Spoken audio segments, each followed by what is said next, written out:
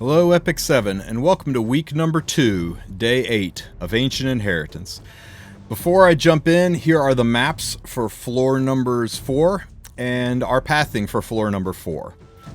Now, today's adventures were a little bit frustrating for me because I specialized in knights. I kind of ignored warriors and weavers a little bit, and it's made me a little bit underleveled for where I want to be. Also, not getting the relics that I want has also been a little bit disappointing. So a lot of the fights today are going to be showing you the bones of the fight and then telling you how to do them better. But anyway, enough about that. I can tell you from running knights, one thing that I have learned is that knights are a great tertiary class. In fact, I think for right now, the key to Ancient Inheritance success is to run warriors and weavers, and then pick up a tertiary class to specialize in certain aspects of the game. You can pick up knights and be a great mini-boss clear unit. There's a lot of mini-bosses that knights are great on. They're great on the ancient defense machines. You got tons of AoE units and double hit units with knights. And they're great on the Golem, as you've seen with the Inky solo, Chaos Inquisitor. Or you can pick up Rangers, also great on ancient defense machines. Tons of AoE units and artifacts like Reingar Strink. Or you can pick up Mages, who can also solo the Golem with Roy, as well as being a real asset in the priest fights. The only units that we're kind of struggling to find a place for are Thieves. Thieves seem to have no real good niche in Ancient Inheritance that we've discovered yet. We've made some decent thief teams. The Scorpetra thief team is very nice, and some Banshee thief teams that work well, but there just seem to be better solutions. So if anybody's had more luck than we have with Thieves, please let me know in the description what you're using and how it's working out for you. But anyway, enough about all that. Let's jump in and talk about today's fights. So the first thing I'm going to do is attack this Scorpetra. Actually, the first thing I'm going to do is level my units. So my warriors are currently level 10. I know you see that +1 beside it. That +1's already factored in the level. So it's level 10. Now they're level 11. +1 makes them 12. It's not 12 + 1's 13. My priests are now level 9, and that's all I can do for right now. The Scorpetra team. So, I made a little bit of a mistake in the last video, and I hope it didn't cost too many of you your runs. I said Scorpetra locks her curse onto the front unit, and she doesn't. She locks her curse onto the highest HP unit. So you want to run a very high HP unit to take the curse while the other units are capable of removing it. To remove Scorpetra's curse, you hit the boss 5 times. Now we're using Baptiste for his double attacks, and we're using Alencia for her double attacks, and was using Elena because she can push the double attack units around and provide attack buff. In my opinion, Blaze Dingo would be a much better unit than Elena. Blaze Dingo has double attacks. He can do a gold shield. He's honestly a stronger healer, especially with Celestine. Stronger healer than Amelia. It is what it is. We got Amelia, and that's what we're running. Got General Purgus on Sigurd's Scythe. The theory is that when he comes out of Scorpetra's curse, he can help heal himself back up with Sigurd's Scythe. Now, I should have just attacked here, but instead I put an attack buff on Baptiste. Once the attack break is applied, Baptiste can double strike. On my list. So he hits once and then kicks the rock. That's twice. That's 2 hits into Scorpetra. Alencia hits and then hits again. That's 4 hits into Scorpetra. So we just need one more hit to remove the curse. If Elena had S1, the curse would have been removed, and then I could have attack buffed. Now the curse is gone. Bit of a mistake there. I could have used the S3 for a defense break, but hopefully... Actually, we'll use the S3 here for a defense buff. Don't worry. And we can attack buff up with General Purgus.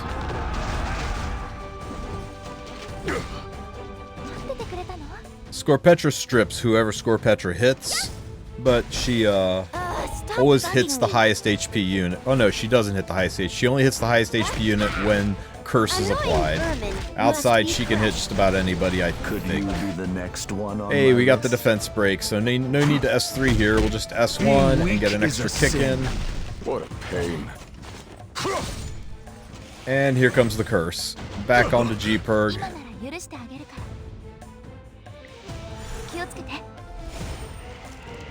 Once again, I should have just S1'd, but we do have that defense break up. There's one hit. Two hits. Hear your name before I kill you. I present 3 you hits. with Kick eternal the rock. pain. 4th hit.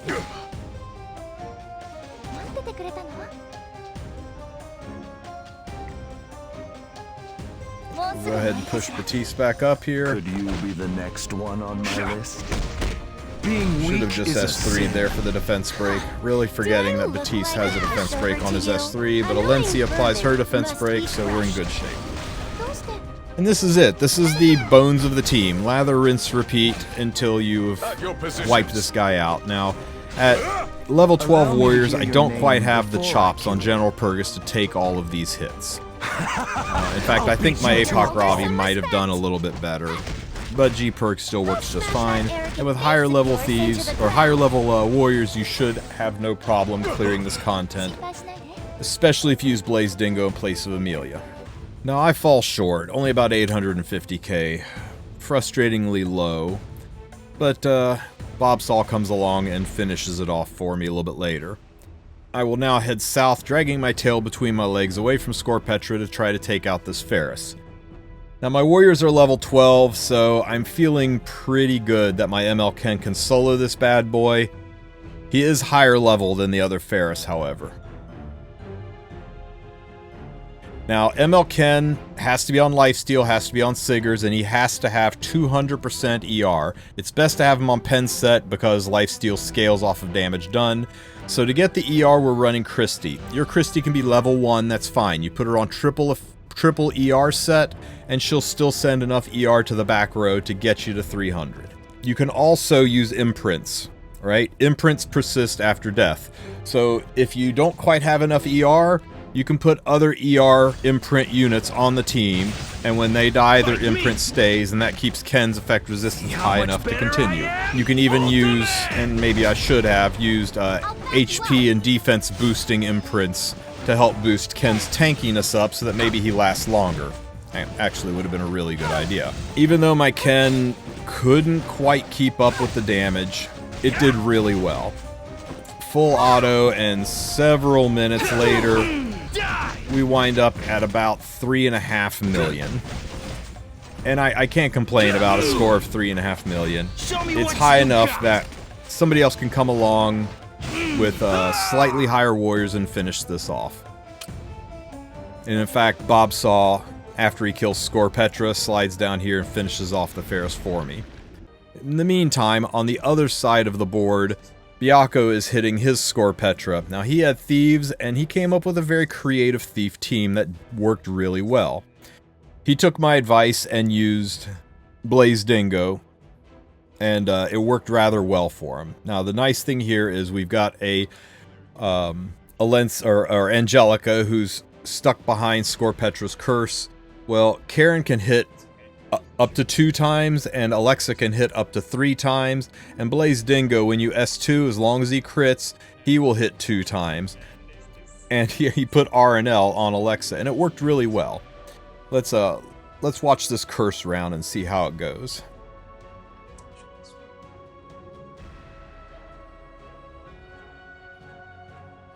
Got a defense break on Karen. He got R and L, so goes ahead and burns the skill for extra damage. R and L proc, so he gets an extra attack. And there's the curse. So we need to hit 5 times. So this hits once with Celestine. It heals all the way up. Second hit. Third hit. Fourth hit. Fifth hit because Dust Devil procced. And 1 hit. 2 hits. I mean, he hit what? 8 times before Scorpetra got a turn. So you only need 5 to break the curse. So this might be Thieves' niche. This is a really good thief team for beating Scorpetra. Could use maybe a little bit of tweaking, but it allowed him to get 1,000,000 damage, which I think is the first 7-digit damage team we've seen out of Thieves this run. But still, it's a good idea to try that team if you're running Thieves. Now, while I was away, Bobsaw defeated the Pherus and defeated Scorpetra using the same teams that I just demoed, but at higher levels. And in doing so, he allowed me to level up so I can make my warriors and weavers a little bit stronger too. So my weavers are now level 12, plus 1 from the Wulf Gauntlets, level 13. And I got my weavers up to level 10. I'm still not happy with how low my level is. So now begins my anime training arc.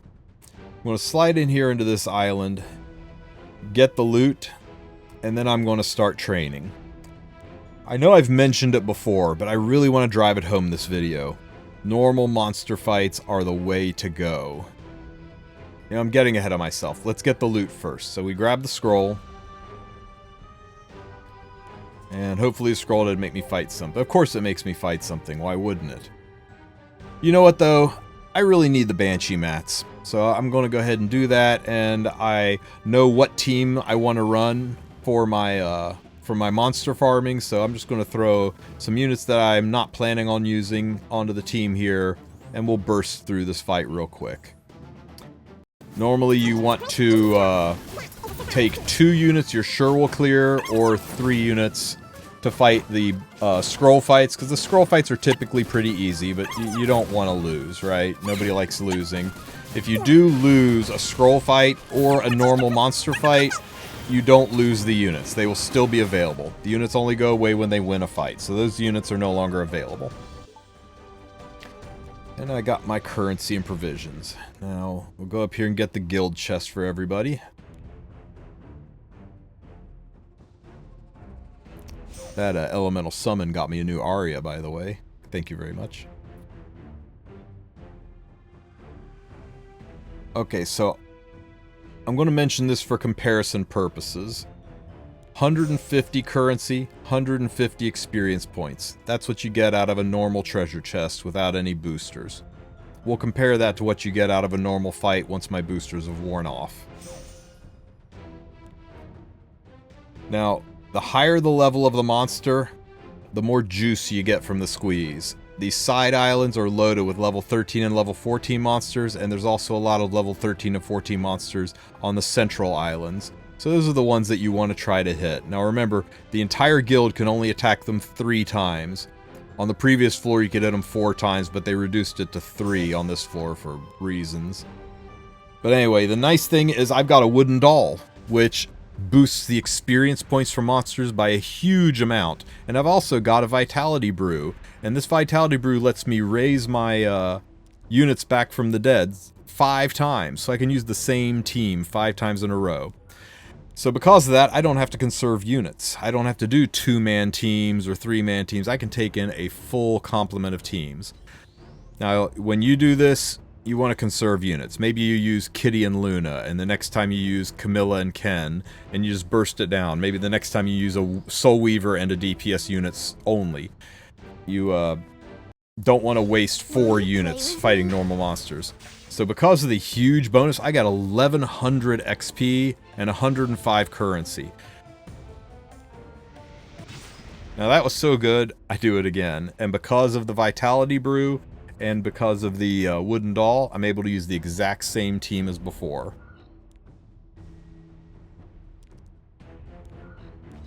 I killed it so easily last time on full auto that I didn't even need the healer. Acades really didn't do anything. So I throw Conqueror Lilius on the team just to speed it up even more. And that went really fast. If you wish to live. I'm on my way. Another 1100 XP and 100 currency.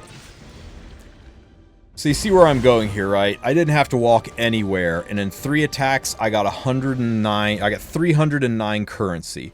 Now, 103 currency per attack versus 150 currency per chest. So yeah, you get more currency from chests, right? You get 50 more currency from a chest for 5 provisions to open it. But you gotta walk from chest to chest to chest. If I had to walk to all 3 of these chests, I would get 450 currency, but it would take a ton of provisions because of the walking between them. I don't have to walk at all, and for 15 provisions, I'll get 309 currency. Now this mob's a little lower level, so I'm only getting 963 currency. Now my relics are all gone. I'm no longer getting the huge XP boost, but it power leveled me up good.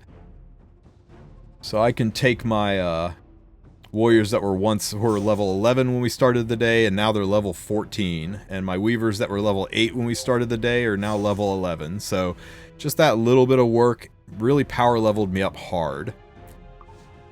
Now just to show you the difference, I got enough currency to hit this mob again with no bonuses. You see my wooden doll and my vitality brew are all gone, so no bonuses from this normal monster fight. So when I use the units this time, they will be all spent and not usable again. So again, try to pace yourself with your units unless you get the vitality brew relic, which is a great relic to get on this floor. The vitality brew and the wooden doll, that combination is money on this floor.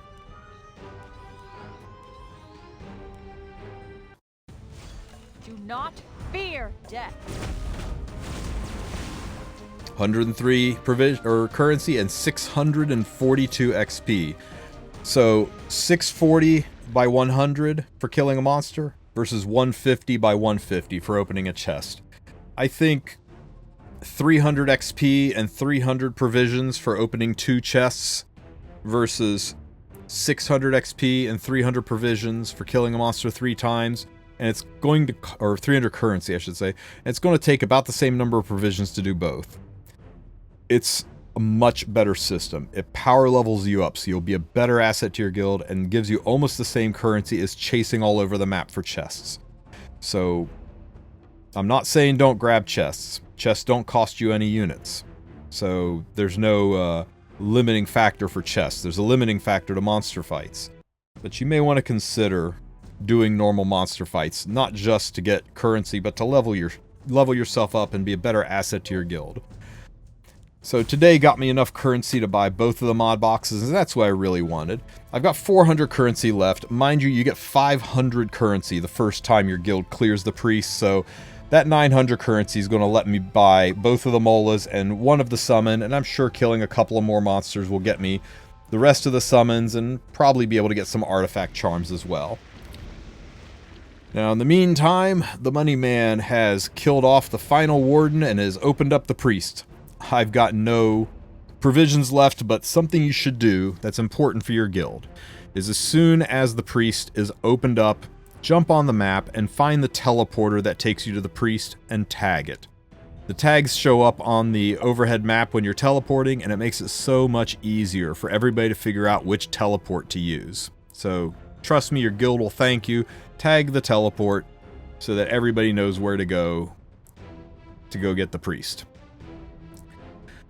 Now, tomorrow, I should be able to make it to the priest. So tomorrow is going to be the big priest team video fight, where I will demo several different priest teams. I'll be rehashing some old ones as well as refining them and coming up with a couple of new teams, some that the community has shared with me and some that have just popped into my head. Here's a quick overview of some of the teams we're working on. These will be featured tomorrow, and a link to that will be in the description of the video. I hope it helps you out, and have great luck tomorrow and a great rest of your day.